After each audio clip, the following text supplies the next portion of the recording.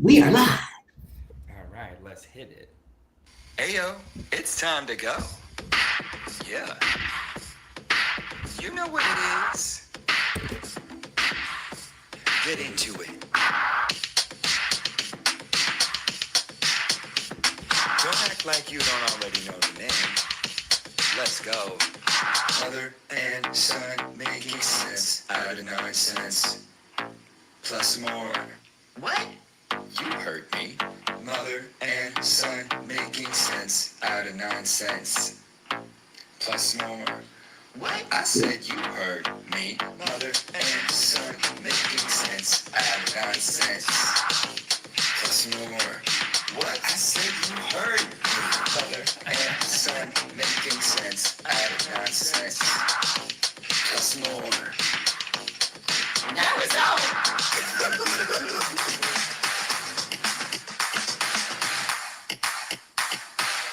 Now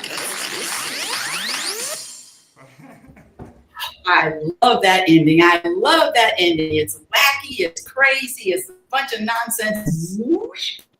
Swoop, that zip. We didn't, for our newer listeners, we didn't have that zippy ending for a long, long time. It was a more mellow, kind of easy ride into the show. Well, no, the truth is, my son was being passive aggressive, and his mother said, "Please, can you, can you make that ending exciting? Why are the ending of the songs putting everyone to sleep, putting me to sleep?" And a month went by, another month went by, and bam! Well, passive aggressiveness is my favorite way to attack back. And listen, anything to bring you down a couple notches is going to be good for the goose and the gander. Get it? Well, welcome everyone. Welcome to What Happens When a Mother and Son Make Sense Out of Nonsense. Plus more, where we talk about our spirituality, our growth as mother and son, and our ongoing growth. And wouldn't be complete without a little bit of nonsense and falderal and balderdash here and there. Well, wait, listen, balderdash, nonsensical, all of it. And I get to see you in a few days, face to face. Yeah, so we're doing face-to-face visit soon. We won't be doing face-to-face show. Maybe we could do a special in-person live edition while we're I there. I like it, a Christmas special. Yes, let's do that. Well, let's put Yeah. it out on the table and we'll see how we feel. Welcome again to the show. I'm the mom, he's the son, and this is just this morning has just been really charged with a lot of external things. And I Nathan, I just want to say that my new practice is, again, ongoing practice, is the stories. It's letting go of the stories, not eliminating the stories, but not giving any attention, not giving any power, not giving any focus to these stories. Yeah, 100%. And my morning was charged to just a little bit when I first woke up, and my thing is just I just don't want to sit in the sit in that story, in the tightness, in the judgment, and just I think not make an excuse for my peace, because I can make all these excuses and rationalizations of why it's not okay to be peaceful right now, or I need to wait to be peaceful, but that's not really what I live by. So I'm looking to find peace, and then maybe I have to pivot in some ways, or mix things up in ways I didn't even think about before. Well, let me throw this out, because I am your mother, and there's no such thing as finding peace. I'm either vibrating peace or I'm not. And the vibrating of peace, I can do a vibration of peace regardless if there's a tsunami around me. And that's the key. It is just enjoying all of this, all of the ride, without a story attached, without a reason, without an explanation. It can I mean, the ocean, I've given this example before, but the ocean, at the bottom of the ocean, is peaceful regardless of what's going on top. Yeah, well, I don't have to find it. It's not like it's missing, but I might be swimming on the surface within an inner tube, and I need to dip down and go down and rediscover what's there. So And I, as we say, we look for our beds, but we really don't have to find our beds. what? That is a family joke. When my mother was alive, Marcel Norrington, rest her soul. Her thing was when she was getting ready to go to sleep, well, I'm going to go look for my bed. And of course, if you're watching live on YouTube, you can hear me, you can see me patting my head with the palm of my hand. What kind of sense does that make? I'm going to go look for my bed. And your father would always say, what did we say? Turn the light off. Cut the light. What? Oh, cut the low. I didn't know he said that. Well, to throw grandma a bone, the phrase was, "I'm going to look to go to bed." No, it was, I'm going to look for my bed. She did not say that. She was that crazy that she didn't remember where she was. I'm going to go look for my bed. This is so bad because she can't even defend. She can't even defend herself. So You're defending her for her. yes. So getting into one of our segments, which we usually start off every show with, which is the word of the day or word of the week. And my word is not a word I've used or know, but I'm going to try to use it. And it's assuage. Assuage. Assuage. Assuage. And the definition is to make an unpleasant feeling less intense, to soothe or satisfy. So an example sentence would be, after the argument, she tried to assuage his anger by apologizing sincerely. Or the doctor gave her medicine to assuage the pain after her surgery. So that's the word.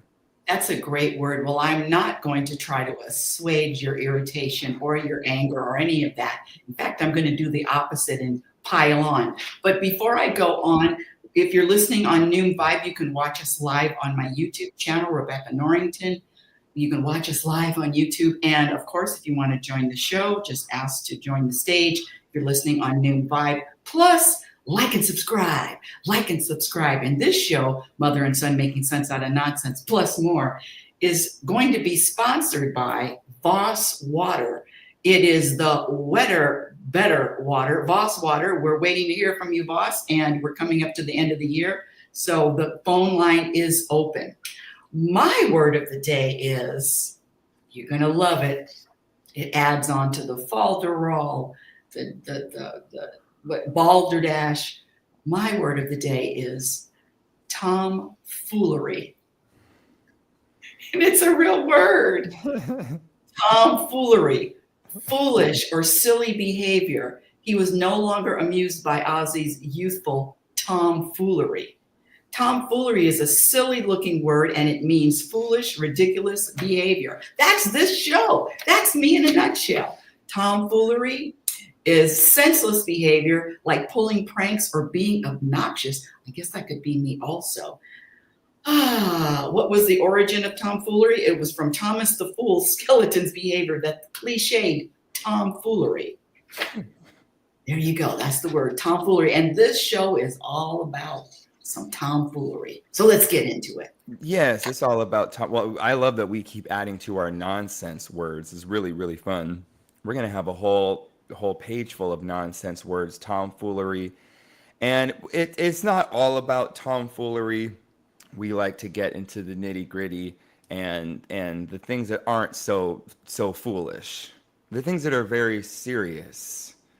Well, the program of thinking that something is serious. And by the way, speaking of program, my latest book, Program Happiness, Exposing the Untold Truth, you can get it on Amazon. And in this book, I list 56 program behaviors that subtract from your happiness. And two of them are thinking that something is serious, thinking that something is important. And that is even finding my peace or being irritated, the serious energy, I can still engage in action. I can still keep doing something without that. This is serious. And usually for me, and when I say me, my ego, it's this taking something serious that is just a magnet. This is serious. Well, that's such a good topic, and I'm the exact same way, taking it seriously. And we've had some, I mean, everyone has situations and instances that could be seen on the outside that are serious, medical, legal, health, loved ones going through something. I mean, there are things that are either feel serious or programmed to be serious. And one of my topics is how do we go through something that is constant and seemingly serious and keep showing up to it and not be totally broken down by it, and also have a light touch around it too. And one quick example, this is so we can take it off of us for a second, but I told you I'm watching Ink Master, which is this reality show about getting these, high-end tattoos, and I'm watching the first season. And Ink Master. And the first season, so everyone's discovering what the show is about, especially the contestants. So a lot of time is spent with them doing these challenges, and the judge is saying, hey, you signed up for a really intense experience. This is for $100,000, and some of y'all are cracking, and someone's crying in the corner, and someone says they just keep judging me. But that's the nature of this particular competition show. So I was just looking at it because some people don't seem to be cracking. They seem to be showing up to every challenge. And I'm just thinking, what is the difference between that person that is, breaking down and having this negative thinking and complaining the whole time versus someone who's this is the show and I'm going to come up to every challenge and I'm going to do my best and maybe even joke about it too. So, because I want to be that kind of person. But sometimes it is hard when the challenge it's a lot. Well, what you just described is, I say we are as different as our fingerprints. And so it depends on the programming. The athletes have a different program than somebody that is just playing baseball in the park. And so it depends on the programming of each individual person. And for me, I'm just going to speak for myself. It's eliminating the programming, and making a judgment. Now I'm breaking down. I mean, I can break down. Hi, what's that? I can break down. Oh, okay. Oh, okay. I can break. It's just funny because it went all the way to this New York Times Square picture. I can break down over what someone else would view or judge as something really, really simple, or I can stand strong. And the practice for me is just accepting all of my behaviors, my feelings, but also being able to recognize when it is a program. And this, let me just share this one quick story. I had family over, and if you know your mother, and you do, she's very particular about certain things, and even not as much as I used to be, but 5 people in the house, and the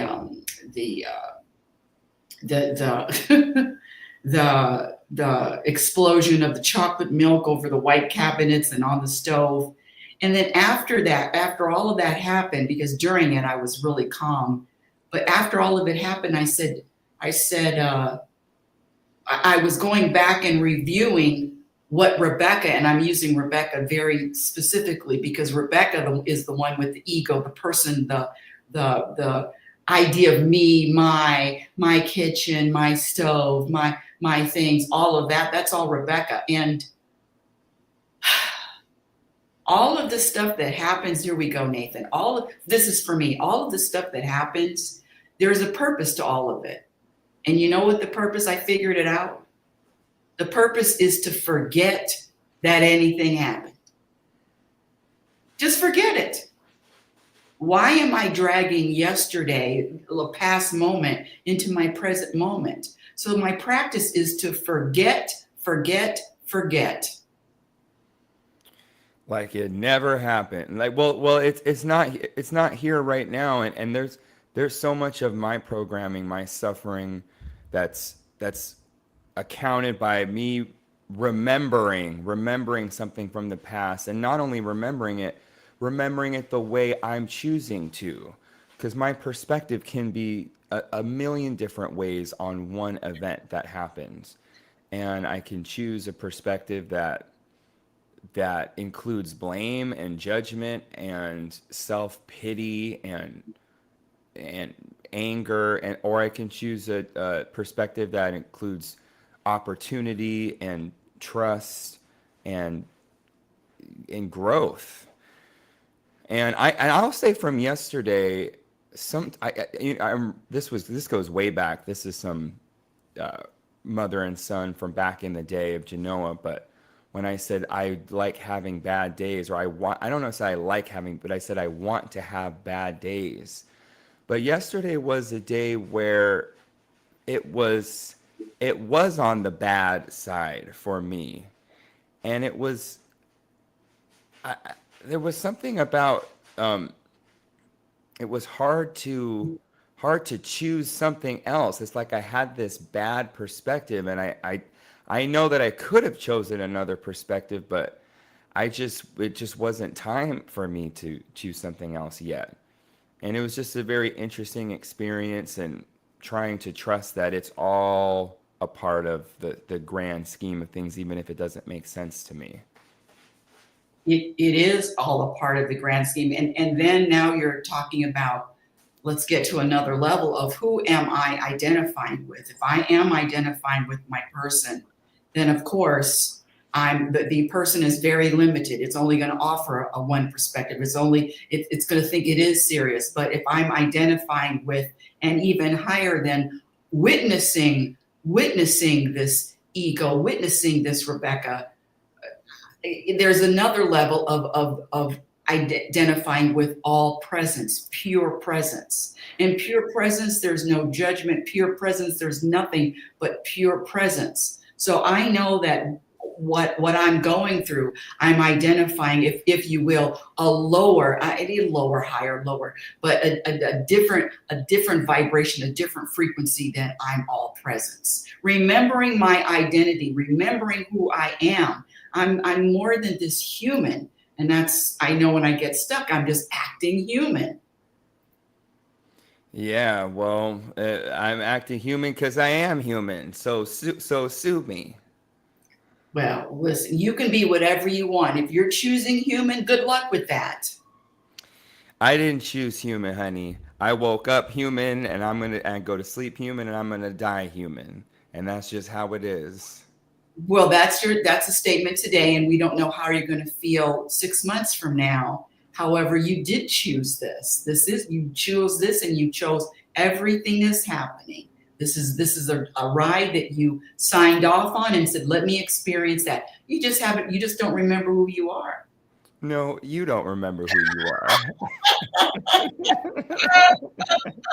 I do remember. I'm your mother, and you'll catch up. Maybe 6 months, maybe a year. Because, all my life, maybe for the last 15, 20 years, this is what I hear. Mom, it hurts me to say this, but you were right all along. Oh man, I have said it. That's what hurts the most. I have said that from time to time, not on everything. I mean, there are things that you don't do right, and no, but yes, I have said that before, and I was even thinking about you. Yeah, thinking of moving moving to Vegas with the dry temperatures, and I'm wondering how if the dry environment might help my body too. I'm just thinking about it, and yeah, with the mucus and water, swimmer's ear. I'm wondering that dry, and I'm thinking if I end up following you to Vegas, I'm really what a Oh, nightmare life I've been leading, just following you around the whole time. well, I think it's a very good life, and I think that it's a sensible life, and I think it's not tomfoolery. Yes, it is smart. I'm 69. What are you? In your 30s, 39? Come on. Come on Yeah. now. And let me say something, Nathan, but serious about the weather. So I know 3 different states, the climate. It's Yes. damp in Oregon, it's damp in Roseburg, and it is damp in California. It's Oh. damp. And I know I know it because of my hair, how my hair responds, and it is so damp in California. It really is, and it is dry here. And there is a reason why, when I say old people move to these dry places. It is medicinal. It is. It is. It is for certain people. I don't know how these people can live in Iceland. I don't know how these people can live up in Portland forever, but there is something about the dryness that is helpful to the body. Hmm. Come on. I listen. I'll add a room. Yes, add a wing. Well, I'm open to that. We can stay in conversation about that I have, I tomfoolery. have, I have a question. So this was posted. This was posted online, and I wanted to get your take on it. Somebody was talking about he cheated on me or she cheated on me. That whole term, they cheated on me, because we're getting into relationships. And what are your thoughts about that? That he cheated on me. What? Because that for me is just such a program, and it's so off. But what are your thoughts? Yeah, it's so funny that you would ask that because I came across a video of that show Cheaters. It was just randomly online. I didn't see the show, but it was a 5-minute clip of this girl following her boyfriend around of 2 years. And I guess she caught her boyfriend while he was having lunch with some other girl, and they had all these cameras, and she just kept hitting him in the head and saying, why didn't you tell me, why didn't you tell me about it, why didn't you tell me you were, and then even the camera crew, yeah, why didn't you tell her, well you were making out with someone in your apartment, what about that? I mean, it was so trashy and so bad, and I couldn't stop watching it. I was just judging every single one of them, and she just looked so mad, and she was really really gross behavior to me.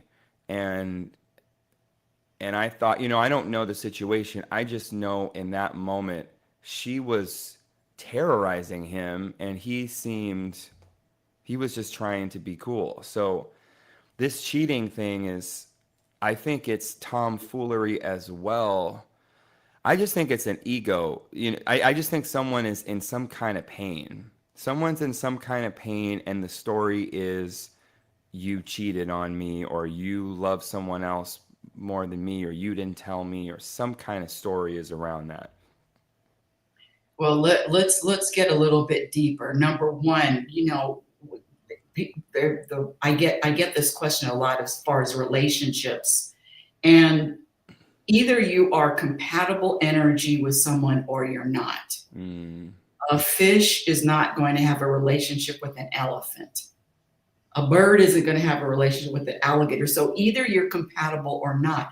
And the program is just to get with somebody, or scratch that. This is my perspective. To when you're in a relationship, this program relationship, in fact, that's going to be a 3rd or 4th book, program relationships. Now, you're supposed to only talk to me. You're supposed to only love me. And this whole cheating, because there are some people that are just naturally open to having a lot of relationships. And I'm not saying yay or nay, but this expectations, you go in a relationship having expectations. That's the first problem. And it always comes back to the person in the mirror. So now you have expectations of somebody else's behavior. What about going in a relationship with zero expectations? And the other thing, there are signs. There are signs that I can, and I'm going to ask you too, Nathan, I can see or feel that I know this isn't compatible. I'm not compatible, but I'm going to make this square peg fit into this round hole if it kills me. So it comes back to this, to the person, which is very empowering, and it comes back to having communication. And then some people don't want to confront. Some people don't want to share. Some people aren't truthful. They couldn't be truthful if they tried. So do you know that about your person? I mean, anyway, that's my whole take on it. It's not even a thing. It's a program behavior. It's a program thought. Cheated on me. What is that? Well, there's so much here, and for me, this is where I get into my crazy thinking, my crazy behavior, that human behavior, all of the nonsensical is for me, getting into a relationship where I knew from them that they were not into a committed monogamous thing, and then me getting mad that it's not a committed monogamous thing. And then, just like you said, staying, trying to make it work, changing their mind, me pretending it's okay, it's not, deny. And it just creates so much unhappiness, like so much suffering, so much struggle. And all that struggle in the story, I'm putting on this one person. So it's a really crazy cycle. And I think, as far as, cheating or relationships, and when I'm trying to remind myself, is everyone's entitled to do a relationship the way they want to do it. Like you said, different as our fingerprints. Some penguins, those penguins, they mate with one person and they both raise the kids with the fathers on the egg. There are some monogamous animals. There are some animals that are not. So it's really being honest with myself and really keeping my eyes on my own paper. And then maybe I do change, but whatever I am today, it's being honest about it and letting someone else be honest with them. And like you said, if we're compatible in the moment. And if we're not, we're not. And me getting all frustrated. And I think for me too, Mom, the other part is just this ownership thing. You talked about it in the beginning of the show. My stove, my counter. It's this ownership, like this is my person. This is I own them. I mean, that's all off too. And I get caught in that all the time. My apartment, this is my space. I told you I would go crazy on the subway because I thought it felt like it was my subway cart. And people that were loud or laughing or running around, their hair on my shoulder, that's all coming from this story that's not even true, that it's mine. This is really a good one. And so now we get into a relationship. Okay, a relationship. And not only expectations. If I call someone boyfriend or father or mother or sister or son, then I have expectations of how they, quote unquote, should act. The other thing is, now I'm in the future. Oh, we're going to live happily ever after. And I get it, but what am I doing, counting on or putting this pressure on the future? So it's I'm a little different within that. You want to. Yeah, I'm totally different. I just this program relationships is really a thing. And I'll tell you, when our friend, I had to hip him to this. It's called tit for tat. Tit for tat. I do something to you, and now you do something back to me. There are a lot of tit for tat relationships. What is that? And I was the queen of tit for tat. Oh, if you titted on me, I would tat on you, tat, tat, tat.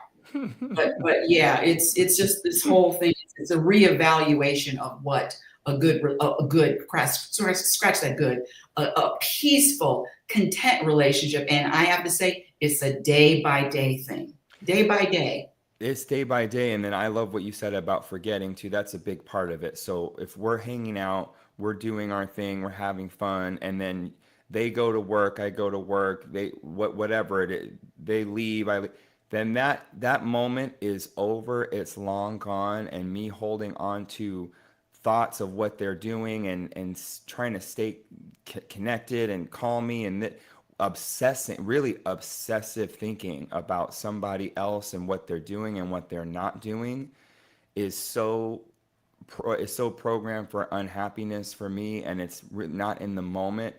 And it's there, I don't know what that is. I don't know if it's a human thing or ego thing. It just attaches so strongly to someone else.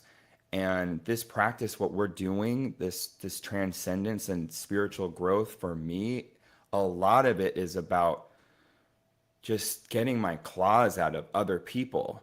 And it's just, if their mother, father, they're close to me, it's a partner, it's I have to like really do some extra detaching and relaxing to get my claws out of them. And it really just takes practice, and it takes trust too. And the other thing too, Mom, is, okay, so say they don't do what I want them to do. Maybe we were compatible and then we're not compatible and they're not in my life anymore the same way. That's my acceptance practice. And if I don't accept that, I'm all bent out of shape.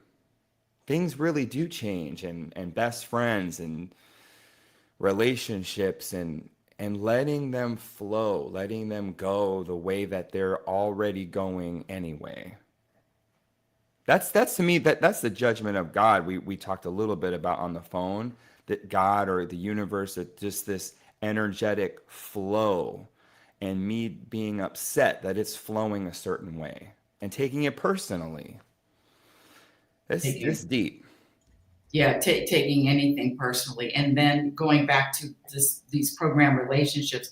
But nobody teaches or shares or practices what is an unconditional love. I love you if you behave with strings attached. I love you if you behave like this, A, B, C, or D, and then if you don't, I hate you. So it's just being human, love and hate, or love and disdain. And I say, and this is my practice, if I have any disdain for anyone, I know that it's still circling back on me. The disdain is about me. The disdain isn't about them. And is everybody, people that are in my life for a reason, and they are here for a reason. And it is a beneficial reason, regardless of what it feels like, what it looks like. This whole relationship thing is more than a notion. More than a notion. Well, there are people that are teaching it, but it wasn't our parents. It wasn't your parents, and it wasn't my parents until it was my parents. What? Yeah. So yeah, who knows? I don't know if I'm gonna have kids or not, but that is yet to be determined. But I do know that if there are kids, that the intention would be to instill all the things we're talking about, and by living it, by doing it myself, being the example. Well, I want to hit you and also the audience with this. Put your seatbelts on, everybody. Put your seatbelts on. How many times do I think about things, or I'm thinking about things that aren't important? They're just not important, but I'm still obsessed with them.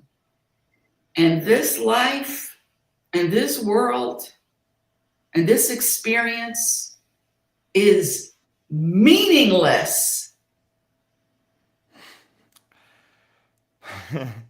Try to and see in the greater schemes that we're going to snap, we're going to wake up and go back to another dimension. All of this is meaningless. But the ego, the person, Rebecca. It's got meaning. And when I do think or believe, when I say I, my ego I believes it's important. It's meaningless, everyone. Meaningless. And that's why I don't have any friends. Well, that's not why you don't have any friends, in my opinion. And you have plenty of friends. You have people that you're friendly with. Touche, touche. And yes, I do believe that life is meaningless, that we are that we come here and there is no meaning present, and that we can assign a meaning, as deep of a meaning, as many meanings as we choose to, but it wasn't assigned to us by anything or anyone. That's right. And the program assigns a meaning. The program assigns a perspective. The program assigns a preference. But we came here clean slates. Clean slates, and I do have my own meanings that I play with and practice and see if it fits me. And what's the meaning today? Well, the meaning today is to find some lightness, find some joy. I mean, even today I can feel, just like we talked about, I'm trying to lighten this up today. And there are things that are bothering me. There are people that are bothering me. Oh. There are neighbors that are, it's actually not you today. It's someone else. Oh, darn it. Did somebody knock me off my spot? And I want to come back. I want to be able to be the one. I want to be able to be the one that bothers you the most. Please make that. Well, don't worry about that. You'll be right back in the running, I'm sure, very soon, especially with a face-to-face visit. Yeah, there are things that bother me, including my own body, different ailments, different things, little, not, and I think at a certain point, I just get done with being bothered by it. And today, the meaning of life for me is really minimizing the things that are bothering me, keeping it moving, find some peace, and find some tomfoolery, and assuaging my annoyance. Well, again, I'm going to keep saying it over and over because you keep saying my and I and my and I. So when you identify with the human, and that's all the time we have for the show today.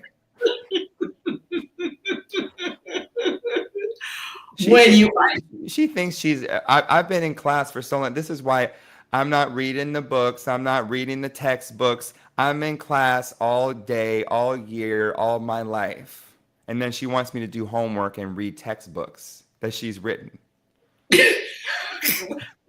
Why not? Listen, you realize how fortunate you are that you chose me, remember? Well, I didn't. Me choosing you is still up for debate. But yes, yes, I'm very fortunate to have you. Very fortunate. It's like getting to go to Yale all year, for 30 years. I get to go to the best school just for the whole life. Harvard, honey, not Yale. Harvard, honey, Harvard. I'm a Harvard baby. You're a Harvard baby. Well, yes. And again, and I'm just sharing my practice. I don't even say my house, my body. It's just a house. And yes, it's just being very conscious of who am I identifying with. And when you identify with this small little human, a little be small, the smallest of humans, then you're going to have some issues. And it ain't. You're not wrong. I suggest, since you're so into self-reflection and introspection, and with the mirrors, I suggest living in a house of mirrors. It's just every wall is a mirror, everything on the wall, the chairs, the bed, everything's just one big mirror. Well, now you're describing one of P. Diddy's freak-off parties. Heyo. Hey, and that's true. There was one party, they said $500,000, and the whole room was mirrors, ceilings, wall, everything. Oh, interesting. Yeah. So a P. Diddy mirrored house. listen, I don't, especially 69, there's good mirrors and there's bad mirrors. There's mirrors with good lighting and bad lighting. So if it's a good mirror with good lighting, I'm there. But I've seen bad mirrors, Some bad. bad mirrors and bad reflections and So this is what I want to say, being at peace or practicing or having the intention of having this energy of contentment. I could have this energy of contentment even in a stadium of 50,000 people. It starts here. It starts within. And so if my consciousness is at peace, I'm going to be at peace. And when I identify with presence, all awareness, I am at peace. The alley and the back alley and the sunset are all the same. Well, this is beautiful. What about the alley with all the trash? That isn't beautiful too. Yeah, it's a whole scene, man. It's a whole scene. And well, that's really deep too, and so many different people and different cultures and places on the planet where they seem to be, well, they're happy. They're happy, they're smiling. They don't have maybe clean water, running water, big houses, and then there are people with big houses, money, popularity, fame, and they're not happy. So it really is. Shout out, What'd you say? shout out to Will Smith. So now we've dropped two names. I was actually going to drop another celebrity, but I'll keep their name out of my mouth. But I was going to actually throw them a bone because they're in the public eye and they're very successful in their career, and they also have just a lot of hate and people criticizing them and making fun of them, and that I see that all the time. And I look at them and I think they do seem like a content person. I don't know them, but that's just the energy I get. And I'm thinking, how can you be content when every single day there's people on social media saying, I hate you, you suck, your art sucks. And that's really what I want.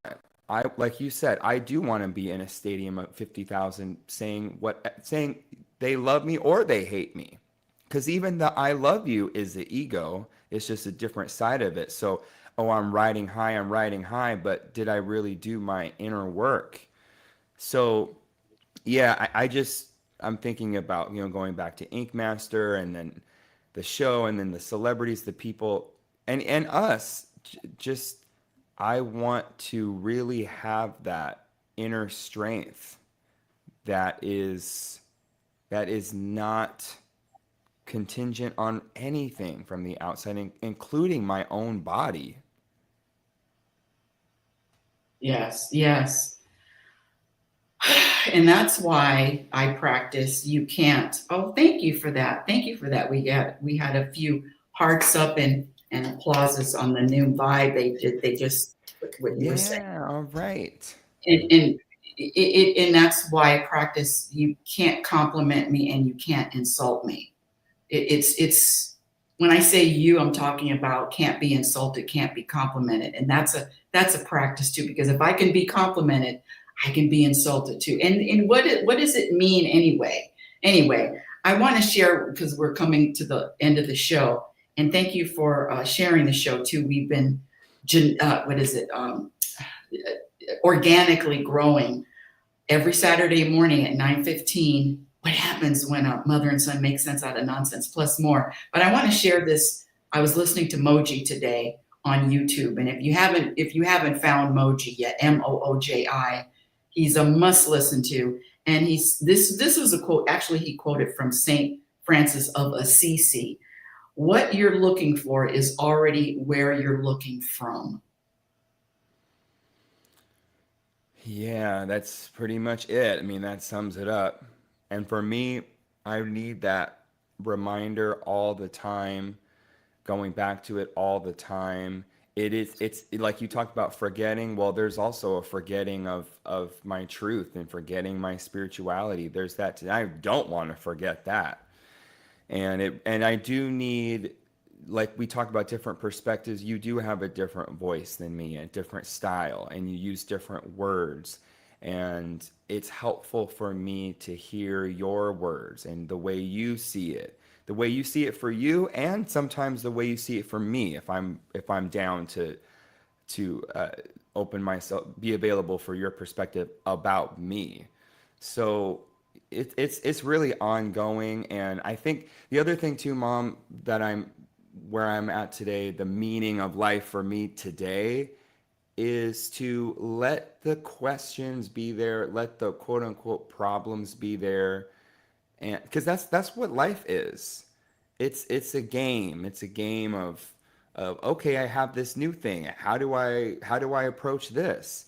How do I get through this?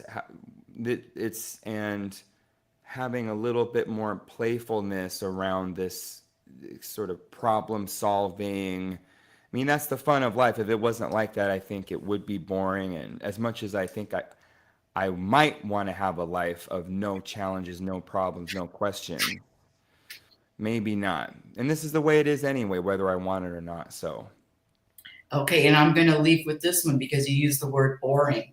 Bored, this is from Eckhart Tolle. Boredom, anger, sadness, or fear are not yours, not personal. They are conditions of the human mind. They come and they go. Nothing that comes and goes is you. well, bam. Bam, mic drop. And with that being said, so we'll come back next week. We're going to tell you after next week. We'll share with you how our visit went.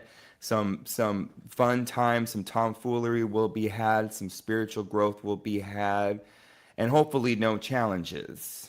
well, he's staying at a hotel where he likes to stay at hotels, That's and right. only because he just doesn't want to wake up and see me and then go to sleep and I'm still here. So he And gets nothing a personal. no, it's not personal. It's not personal. He needs his space. What can I say? No, I and don't get it. I would think we're so good. I would I would think anybody would want to be around me 24/7, but that's just not the case. Talk about tomfoolery. So yeah, I'll look forward to our show next week because we can talk some mother son holidays, gifts, how we hang with each other when we visit each other. That's all really good stuff for our show. Yes, I love it. And with that, it's And time. with that being said, Ayo, it's time to go. Yeah. You know what it is. Get into it. Don't act like you don't already know the name. Let's go. Mother and son making sense out of nonsense. Plus more. What? You heard me. Mother and son making sense out of nonsense. Plus more. What? I said you heard me. Mother and son making sense out of nonsense. Plus more. What? I said you heard me. Mother and son making sense out of nonsense. Plus more. Now it's over.